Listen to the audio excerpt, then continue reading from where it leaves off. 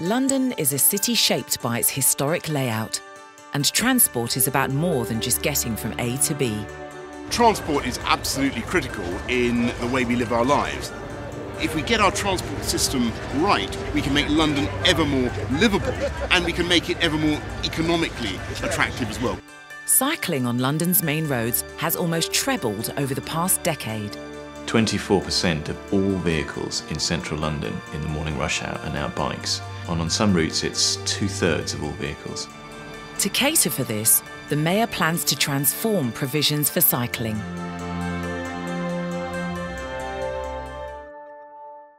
The idea of the Mayor's cycling vision means less crowding on the tube, it means fewer cars on the streets, it means less pollution, it means less congestion, it means less competition for parking spaces, it means fewer cars in front of yours at the lights. Investing in cycling makes life better for everyone. The funding that supports the Mayor's vision is substantial. We're spending almost £1 billion, 913 million over a 10-year period on this programme. The vision's success depends on the cooperation of the 32 London boroughs and the City of London, the Canal and River Trust, Network Rail, the Royal Parks, a whole host of other agencies. Their combined efforts could persuade millions of Londoners to try cycling. In both inner and outer London, 4.3 million trips made every day could be made by bike. And 80% of those trips would take most people less than 20 minutes to cycle. I tend to use the bike for short journeys that might be awkward to go someplace by tube, or it's a bit longer than I actually want to walk. It's just a way of getting someplace quicker and fast and efficiently. The streets of central London will be opened up to cyclists as never before. A network of cycle routes will cover central London like a grid, easy to follow as you zip across town. London's outer boroughs also have significant potential for cycling.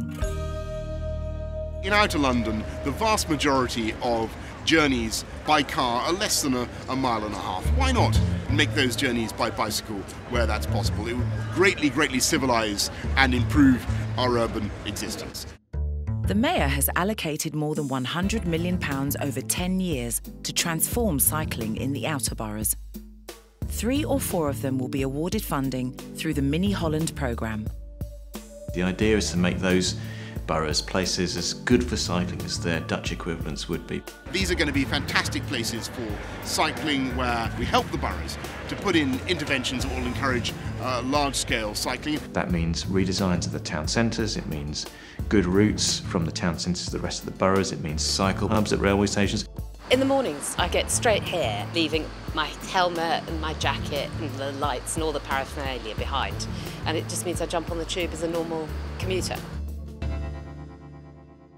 People who choose to cycle longer distances between inner and outer London will benefit from new and improved cycle superhighways. We're going to do the longest substantially segregated urban cycle route in Western Europe. That's going to go all the way from Barking in the east, way out to the west. In both central and outer London, the superhighways will link with quiet side streets or quiet ways. How the quiet ways are going to work is we're largely going to use back roads, side streets, canal towpaths, routes through parks. And we're going to signpost routes which will be beautiful and interesting and quiet and peaceful, and people who are new to cycling and nervous about cycling will enjoy them a lot more than they enjoy pounding along the main road. People new to cycling can get free or discounted training through their borough before they head out onto the new cycling network. I think the best thing I did was have a cycling lesson. It gave me so much more confidence. I felt much safer on the road. I learnt a few rules that just made me feel that I could cope with anything. Ensuring that cyclists feel safe is a big part of the Mayor's vision. We'll be looking to provide segregation of some routes where that's necessary, especially through junctions where we feel that cyclists need more protection. A network of joined-up, signposted, safer routes will make end-to-end cycle journeys easier than ever before, encouraging an 8 to 80 cycling culture throughout London. We're looking at a slightly different group of people, perhaps slightly older people, slightly more women, people from different ethnic communities. If we can crack that one, we really are into very serious levels of cycling right across the city. In 5 or 10 years' time, what we'll see is a city where people feel safer cycling, feel confident cycling, and choose to cycle because they really enjoy the experience. London will be a city with a world-class transport and cycling network. Cycling is hugely important because it's the cleanest, greenest way of getting around, and it gets you fittest and makes you feel better. For more information and to download the Mayor's Vision for Cycling, go to tfl.gov.uk/cycling vision.